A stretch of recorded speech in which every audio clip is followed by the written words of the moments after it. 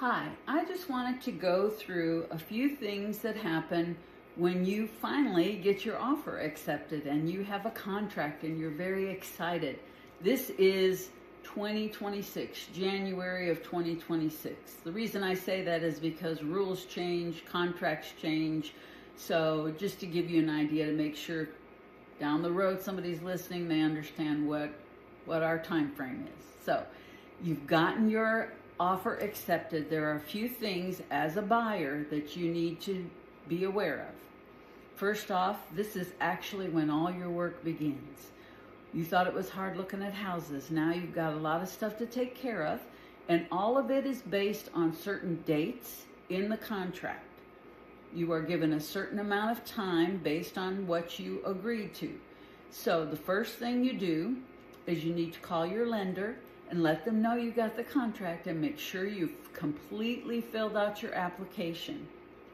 You have 5 days to get that done, and the other agent will check and make sure that everything's going well. So you want to be sure all your paperwork is in and that you're doing that. Second thing is that you need to call and talk to inspectors.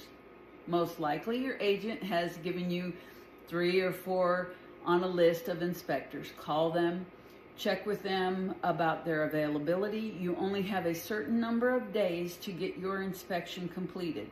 Could be anywhere from 3 to 15 days to get the inspection done. So see when they're available, check their costs, make sure that they can do all of the items that you want. You may want a radon test, you may want a water test, termite. Some of them can do everything, and others you'll have to have separate inspections, and I'm sure your agent will help you with that. As to once you choose the main inspector, they'll know whether they need to contact any other vendors about inspections. Let them know who you've chosen, and then your realtor will make sure that they'll coordinate them getting into the house and that everything's open so that it's good the day of inspection so the inspector can do his work.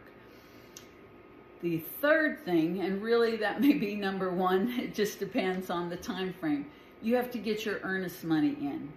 Your earnest money will go to either a title company or your realtor's broker. So check the contract or check with your agent, see where that needs to be sent. You can wire your funds, or you can send, this is the one time you can send a personal check. Unless, of course, you're buying it in a business, then it needs to be the business's check or wired from the business. Otherwise, it can be just a personal check if it's just you. So pay attention to the timelines. After your inspection, you have so many days to come up with a solution for any issues that you want fixed.